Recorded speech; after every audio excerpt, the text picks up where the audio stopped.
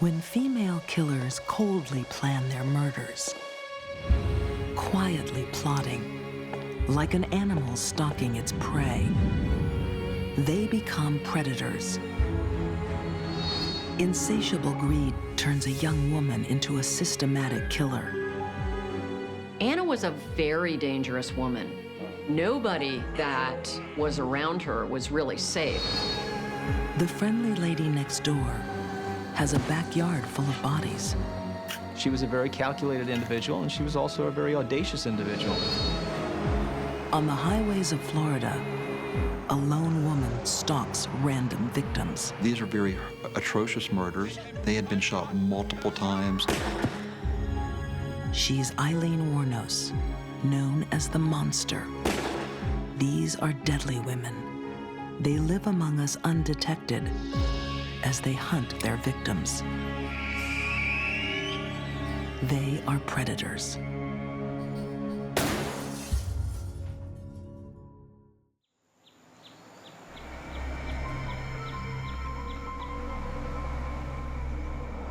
Of all America's deadly women, there is one who stands out. Aileen Wuornos was the first female predatory killer that the FBI had ever seen. Female predatory killers are very rare. She becomes known as the Monster for a reason. To actually go out and kill strangers, I think that it's enormously frightening to men. The idea of being with a woman who suddenly can do that is quite frightening.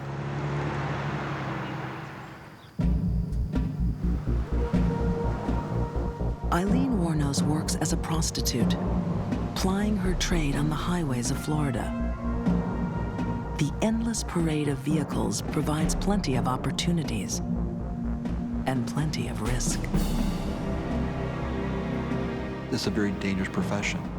You're only one trick away from getting robbed, raped, killed. No one knows how often Wuornos herself was a victim. But in the winter of 1989, she turns the tables and starts a killing spree that stuns the nation. What do you want from me? Please, lady, just let me go. Shut up! Oh, please, just let me go, lady.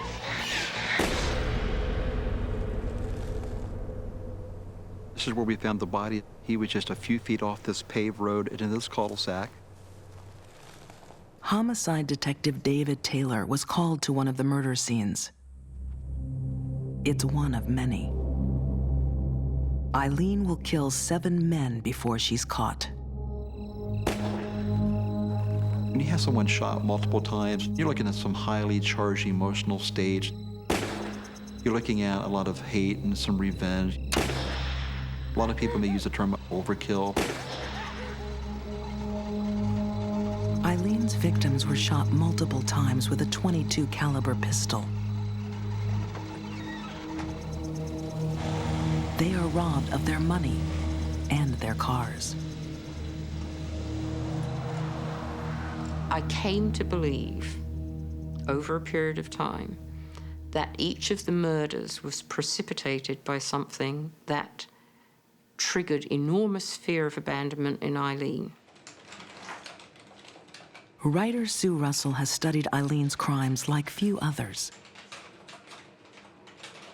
While the media have speculated Aileen killed because she hated men, Sue thinks her main motive was very different. She killed when she felt desperately under threat and stress. Her fears of abandonment went off the scale through the roof. In her early 30s, Aileen is in a long-term relationship with Tyria Moore. In the case of most of these killings, there was money. The men had money. And according to Ty, she would come home with this money and she would wave it around and say, we're going to party, we're going to have a good time now. The proceeds of murder become Aileen's insurance policy. Scared of losing Ty to other women, Aileen uses the money to keep her affections. I think she thought that she could buy Ty's continuing presence in her life. What had always been her modus operandi, to try to buy friendships, buy love, buy people in her life. Very sad, really, when you think about it. Aileen, the monster, has been buying attention for a long time. After being abandoned by her parents and going to live with her grandparents, she craves it. There was allegations of sexual activities and sexual abuse. If you start from the time that she was just a young child, she just didn't really get that fair shake in life. Children that suffer maternal deprivation in their early years, the chances of them having something profoundly wrong in adult life is great. It's probably 35 to 40%. Even before she reaches her teens, Aileen is on her own, living rough in the woods, where she learns dangerous habits of survival. By 11 or 12, she was taking money for sex. She became pregnant as a very young child. She was actually given up to a home for unwed mothers. She was thrown out of the house, essentially. So she was on her own at a very early age. Big mouth, part of that, you. God damn. A young Aileen uses what she knows. She sells her body to survive. That's when the neighborhood there started taunting her, you know, saying, well, you're nothing but a hoe and stuff like that. Shut up! She went off on everyone, you know, and they went off right back at her. Dawn Botkins was there in the early years. She was one of Eileen's few friends. She just wanted to be part of everything with everyone, just sit and drink and smoke. Wake up! And be happy and listen to the music. They just would never give her a chance, and I just don't know why. The monster is shunned and ridiculed. The more she's hurt, the more she strikes back. She had this explosive temper, I'll kill you! which made her extremely difficult to be around and made friendships very difficult. But in the years to come, Aileen will find the love of her life, the answer to her happiness.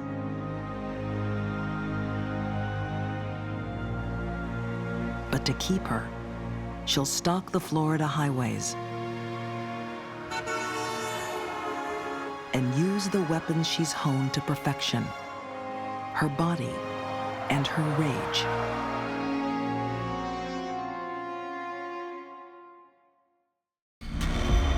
Aileen Wuornos has been a prostitute for more than 20 years.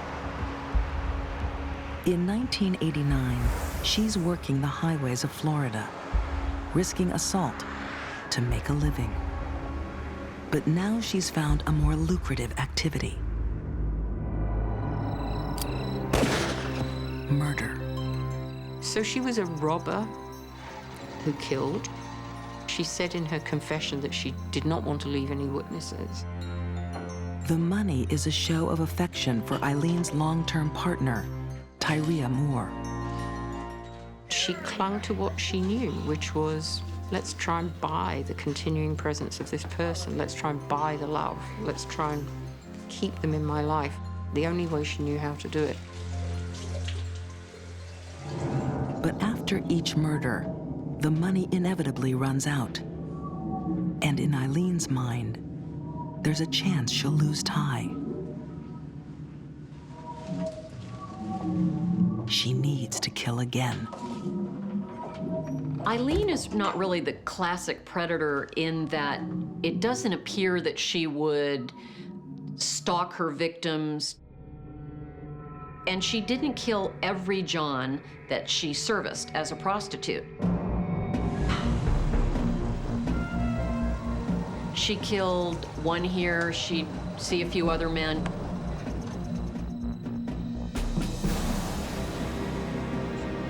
When she does kill, Aileen takes no chances.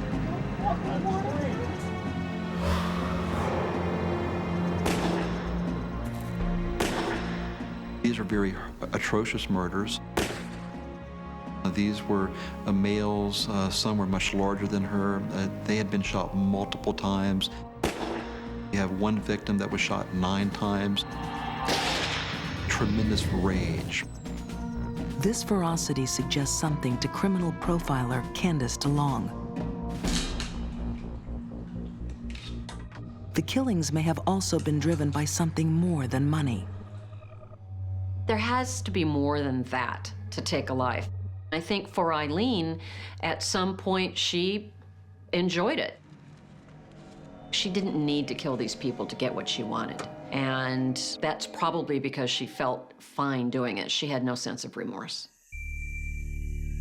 After each murder, more tragedy, as families wait for loved ones who never come home. You can see the pride that I have being next to him. Letha Prater is the sister of Eileen's 4th victim, Troy Barres. He wasn't even a customer. He just stopped to give Aileen a lift.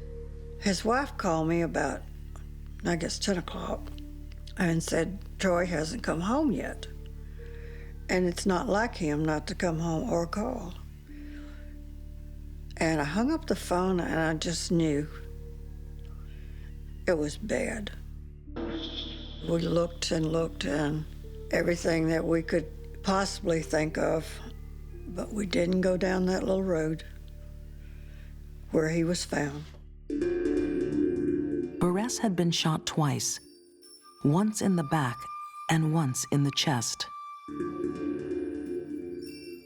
All these years have gone by that I haven't had him and had his company and had his friendship. It caused my mother to die earlier than her time.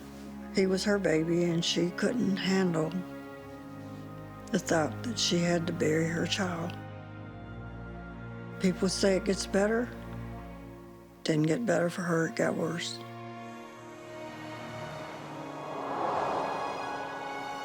By now, police suspect a connection between a string of highway murders. Their break came from a small traffic accident Aileen and Tyria had in a car stolen from one of the victims. We reference back to a case that occurred in 1990 in this county. That involved a motor vehicle that had wrecked. 2 females were seen leaving that vehicle. That lead took them to Daytona Beach, where Aileen Wuornos was already known to local detectives. This detective says, hey, I've seen the composites. I think that there could be 2 females from my jurisdiction. The trail ended at a local biker bar, the last resort. Cannonball was a bartender who knew Aileen. She said, my name is Lee and this is my girlfriend Ty, and we're gay. And I said, well, my name's Cannonball and I don't care. Pay for your drinks, don't cause me no trouble and everything will be good. But the net is closing in on Aileen. Undercover officers eventually arrest her right outside the last resort bar. The day she got arrested, she made the 8 on the break, which means you win a pool game in 1 shot. That's a pretty lucky thing. I guess it run out after that, though. Police hold her in the Volusia County Jail on a minor charge. But they need more evidence to convict her of murder. So they play their trump card. I don't think that Aileen ever thought Tyria would betray her. I think she did trust her totally. But when the chips were down... Police secretly track down Tyria Moore and convince her to work with them. We had agents, with Tyria Moore. We would have things that would be scripted out, the questions were written down on a piece of paper. Aileen, I'm scared. Ty began to say, look, they're after me. They think I did it. They have to have seen the car. She said, I'm not going to let them do this to you. If I have to, I will confess. And indeed she did. I'll take care of it, all right? There were quite a few admissions that were made that we actually used to further our belief that, yeah, no doubt she was the one involved in these murders. Betrayed by the one person who ever really cared for her, Aileen pleads guilty, receiving 6 death sentences. She lives on death row for almost a decade. With few other friends, Aileen becomes an obsessive correspondent with childhood friend Dawn Botkins. She wrote every day for 11 years, and sometimes I got 11 letters in one day. People are starting to see there was quite a human being there that nobody helped out. The state didn't help out, the neighbors didn't help out. Nobody helped out. She could have been great at anything, but everybody automatically just dissed her. Aileen may have been denied her full potential, but so were her victims. Her misery spread to 7 families. I was glad they got her, but I was just so full of despair and hate and fury and the thought that one person, one woman, could change the life of so many people. On October 9, 2001, Aileen is executed by lethal injection. Anyone can be a killer. It's about making choices. She made choices to kill. Don't look up to Aileen. Just understand why she did what she did. She did kill in a cold-blooded fashion. But I still feel some empathy for the little girl who never had a chance.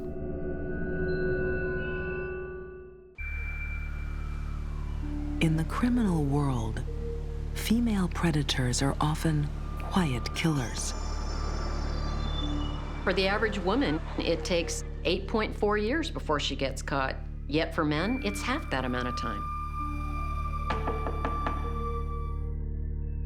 Calculating and methodical, they may stalk and kill for years without detection. As Dorothea Puente did, until a knock on the door of her boarding house in 1988. She just answered the door. She was very polite, introduced ourselves. She invited us in.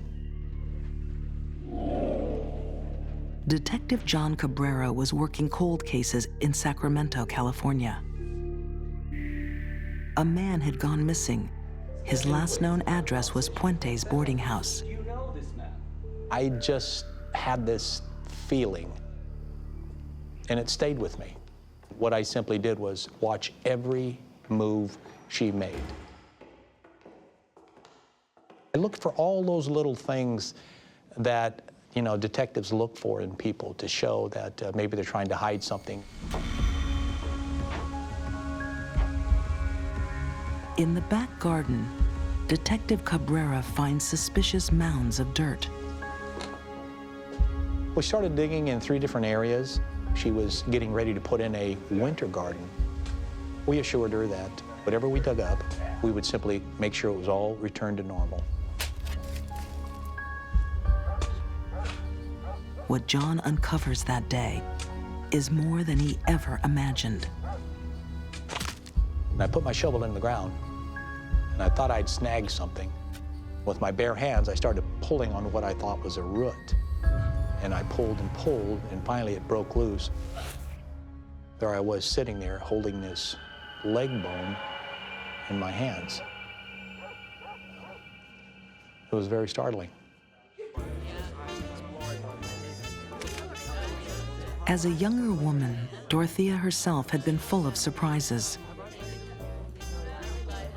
With dreams of living the high life, she attempts to ingratiate herself with Sacramento society, using tall tales of her past, claiming connections to everyone from Swedish ambassadors to film star Rita Hayworth. Dorothea claims many things: that she survived Hiroshima's atom bomb, and that she's medically trained. She pretended she was a doctor. She had false diplomas and things around. A lot of the folks in the area thought she was, in fact, a doctor. Sacramento District Attorney and author William P. Wood came to know a very different Dorothea. You know, I don't think the shock has died down to this day. Sacramento still knows about Dorothea Puente. William has charted Dorothea's secret life, a life far different from the one she portrayed. She was pretty much of an orphan at an early age, like around 9 or 10. From then on, she was raised by a succession of different kinds of folks. She was a prostitute for a while. She ran a brothel for a while. I was having her arrested, I think, about 5 or 6 times over a 4-month period. By the time she reaches middle age, Dorothea's socialite dreams have faded. Now she is the consummate predator, preying on lonely men and stealing their Social Security checks. She would put stupefying drugs in their drinks, and of course, when they were knocked out, she would take their Social Security check, forge it, and then cash it. But her deceitful charm fails her when Dorothea is caught forging checks once too often. In 1982, she's convicted and sentenced to 5 years in jail. But it would only make her change strategy. The crimes that she was sent to prison for all had living witnesses, all had living victims. The crimes that she then commits from the time she gets out of prison, there are no living victims. They're all dead. Everybody is killed in one way or the other. Out on parole, Dorothea is eager to make a real killing.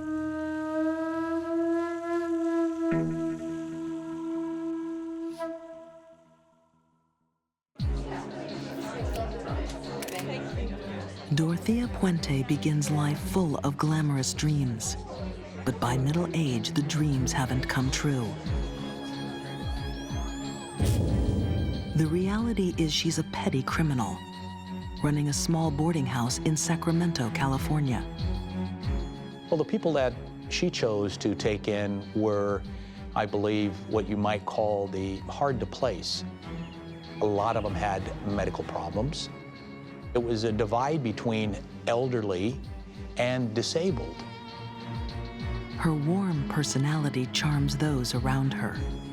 She was the good lady in the neighborhood.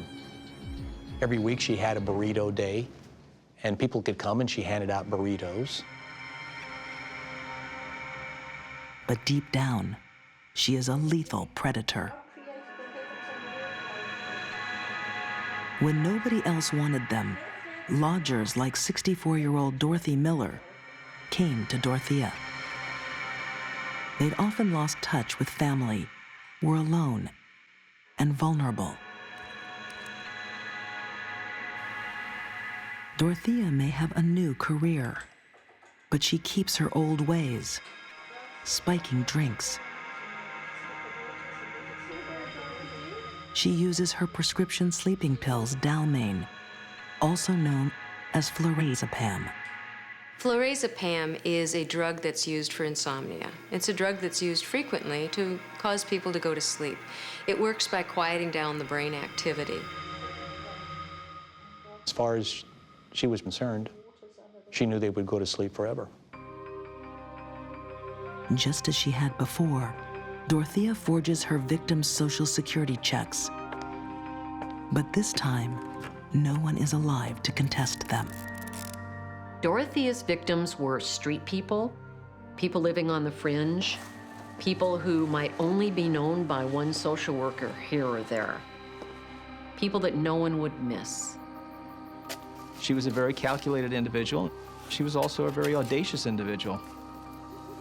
She took the opportunity to give them a nightcap, and it was a nightcap that would be the last one they ever took. Dorothea is determined not to go back to jail.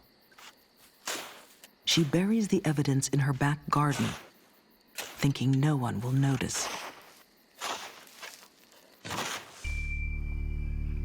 Dorothea's garden is becoming a boneyard. In all, 7 victims end up buried here, though neighbors never notice. But one victim would be missed. Vagrant Bert Montoya was reported missing by a social worker. Apparently, she'd been looking for him for the past 3 months and not really getting anywhere talking to Dorothea, and kept feeling like she was getting a runaround. And that led Detective John Cabrera to Dorothea's boarding house that fateful day in 1988.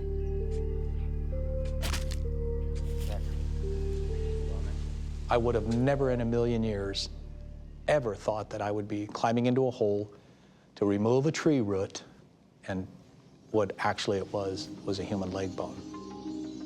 This could not be Bert. This was just simply bones. I don't know. Bert had only been missing for 3 months. They had found a different victim, and there would be more.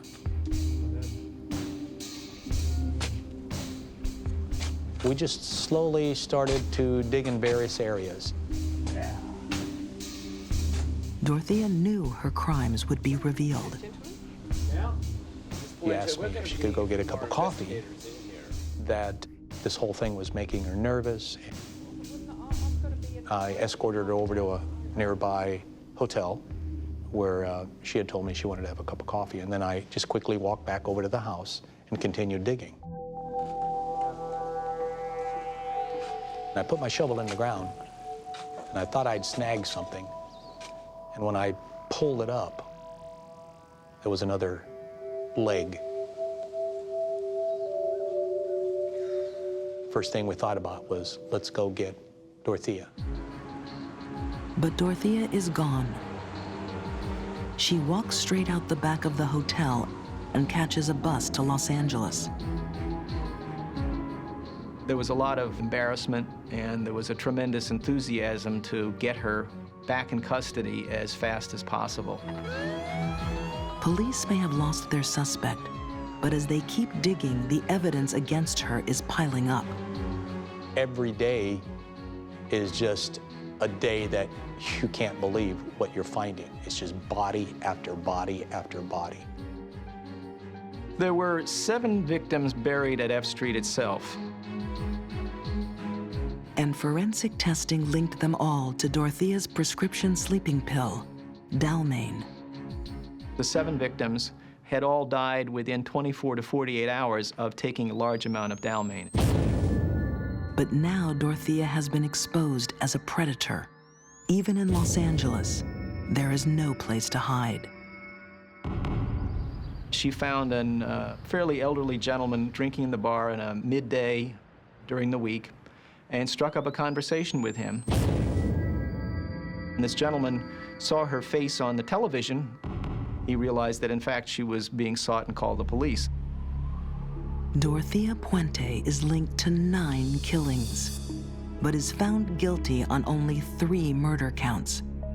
She serves a life sentence in prison, maintaining her innocence. She will say she's innocent of murder till the day she leaves, you know, in a bag, because that's the only way she's getting out, as far as I'm concerned. She was able to kill over and over again and go undetected for years by appearing to be a sweet, refined, charming woman. And she was anything but. You could not, in fact, make up the story of a female serial killer operating in the middle of the state's capital. But the fact is, this did happen. Makes fiction, frankly, look kind of pale by comparison.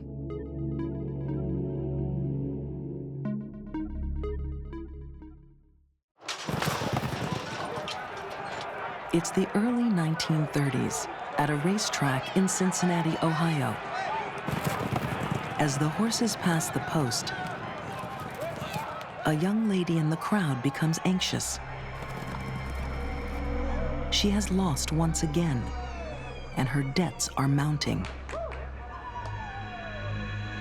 But Anna Marie Hahn has a sinister way to fund her gambling addiction: murder. I think Anna Marie was evil personified in a very soft, womanly way. She was willing to do anything to get that money. And if it involved killing someone that had her money in their wallet, she would do it.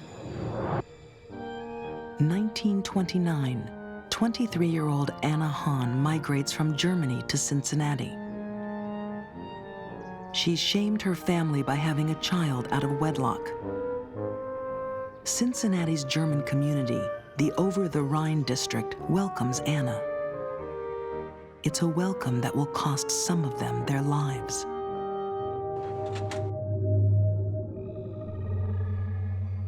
The more I looked at it, the more fascinating it became. Journalist and author Diana Britt Franklin is an expert on the dark, deadly life of Anna Marie Hahn. What she's found is a woman who is the consummate predator.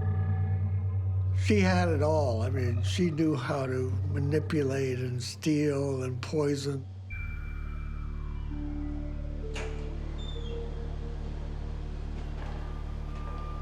Women who are predators have to plan very carefully. They have to study their victim. They have to try to get their victim when they are the most vulnerable.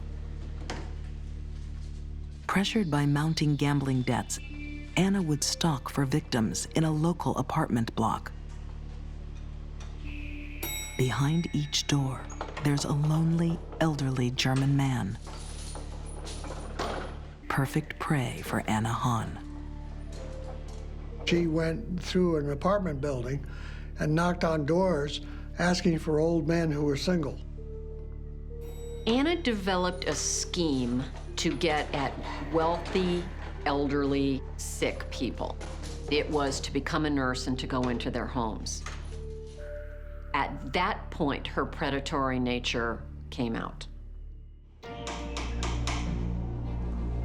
78-year-old Jacob Wagner answers that fateful knock on the door. Anna has found what she's looking for. He allows her to help with chores. Instead, she helps herself to Jacob Wagner's belongings. She'd take a nickel as easily as a dollar. No, she would steal anything in sight. Anna was a very dangerous woman. Nobody that was around her was really safe if they had money or property. Within months, Jacob Wagner is dead. His money pays off Anna's gambling debts, but not for long. At the track 3 or 4 times a week, her losses mount. Anna's gambling habit is out of control. Anna was a killer who also had an addictive personality. So anything that served her was something that was going to be repeated. For Anna, killing men and taking their money and their things served her well and became an addiction. Anna's next target is a wealthy businessman she finds in the neighborhood, George Heiss. Mr. Heiss was a coal dealer that she met and befriended and got very friendly with him.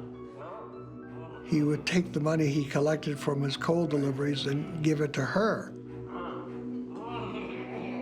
But it's not enough for Anna. George's days are numbered. His drink is laced with arsenic, and he's paralyzed for life. Arsenic loves to attack the endothelial cells, those that line the blood vessels. When it attacks, those blood vessels begin to leak. Leakage of blood anywhere, particularly in that very critical central or peripheral nervous system, can cause symptoms such as paralysis. Anna didn't care. This was merely a means to an end. She would become a compulsive predator, striking again and again in her community. A community blind to the killer living amongst them. Yeah, all these people were dying left and right in this close-knit neighborhood, and nobody was saying a word. Eventually, somebody spoke up and said, "Hey, we're missing one." And reported it to police, and police didn't believe it and didn't have any evidence to go on, and they would just slough it off. She is getting away with murder. And the question is, what can stop her? Cincinnati in the early 1930s. A cold, methodical murderer is at work. Anna Marie Hahn is a young German migrant, driven by greed, preying on the weak and the elderly. No one realizes a killer is in their midst. Even today, you don't suspect a woman of being a serial killer. There are not that many. And maybe there are a lot more than we think, because they're hard to detect. They're very hard to detect. Who would suspect a nice German lady like Anna Marie Hahn being a serial killer? You just would not believe it. And the police didn't either. Anna Marie plies her deadly trade through the 1930s. A ruthless predator, she is careful, cold, and calculating. This type of murder is not for somebody who likes to act rashly or quickly. This is for somebody who is very happy to sit back and wait till the right time and then pounce. 67-year-old George Gazelman becomes her next prey. Like the others, he's lonely and sick and agrees to be cared for by Anna. But he is being cruelly poisoned with arsenic and croton oil. She used the croton oil to cover up the arsenic because it would flush out the system. Croton oil is an oil that's made from the seed of the croton tree. Within minutes, this person would experience severe vomiting. It is very potent, can be very uncomfortable, and it could actually cause death if there wasn't any fluid replacement. George Gazelman dies in his room, but not before Anna takes him for all he has. Anna's greed was insatiable, and it certainly compelled her to commit murder. But it was also a choice that she made. Today, Anna's murderous trail can still be found on the streets of Cincinnati. Author Diana Britt Franklin retraces the footsteps of a killer. 2150 Clifton Avenue was the home of Johann George Obendorfer. On street level is his little cobbler shop that Anna Marie walked into one day because she had broken her heel while out shopping. They fell in love, or he fell in love with her. She had other designs. Can you imagine how happy he must have been to have snared this beautiful woman? Little did he know that in 2 weeks he would be dead. It's 1937. Anna has been killing for 4 years now. She decides to take a risk, changing her usual tactics. Leaving from Cincinnati Union Station, Anna Marie took George and her son Oscar for a vacation in Colorado Springs. By the time they got to Denver, Mr. Obendorfer was very, very sick. She was poisoning him on the whole trip. Within days of reaching Colorado Springs, George Obendorfer is dead. Anna takes another unusual risk. tempted by some petty theft. Hotel owner had rooms right behind the registration desk, and Anna Marie one day walked in to those private rooms, saw some diamond rings on the dresser and stole them. When the hotel owner realized they were missing, she filed a complaint with the police in Colorado Springs. By then, Anna Marie and Oscar had left town, left poor old Mr. Obendorfer on a slab in the morgue. But this time, Anna has gone too far. Police are suspicious. Back in Cincinnati, they swoop on Anna's house. They found some arsenic in the basement, a bottle of arsenic. They find a purse with traces of the deadly poison and a salt shaker with enough arsenic to kill several hundred people. I would call all of that the smoking gun in this case. On August 10, 1937, Anna is arrested. The predator has become prey. The ultimate irony with predatory killers is eventually they become so sloppy and leave clues that they fall into the sights of the police and they are stalked and they are caught. And while Anna stealthily killed in anonymity, the horrifying details of her case stun a nation unaccustomed to serial killings. It was a shocking, shocking case. The largest mass murder case in the country. After 2 hours, the jury returns its verdict on the murder of Jacob Wagner. She is guilty. What was shocking to everyone was that the jury returned a verdict of guilty without mercy. That meant an automatic death penalty. The first woman in Ohio history to go to the electric chair. But right to the end, Anna's charm and charisma was still touching people. The judge cried because he had to sentence Anna Marie to death. He had no choice. A common characteristic seen in serial killers is that they're above average intelligence and they're arrogant. They truly believe they're going to get away with their crimes. They believe everyone else is stupid.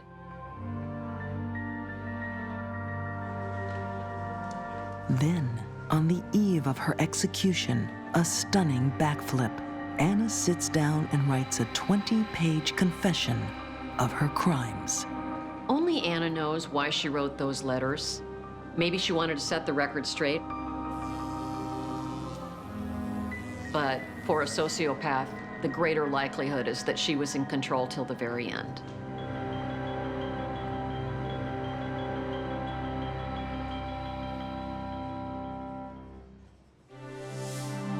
These deadly women hunted their fellow humans, killing them for money. Aileen Wuornos hitchhiked the highways, looking for her next victim. Anna Hahn quietly stalked the old and the lonely. And Dorothea Puente led a double life, leaving a graveyard at the bottom of the garden. Once they became the prey of a predator, these victims didn't stand a chance.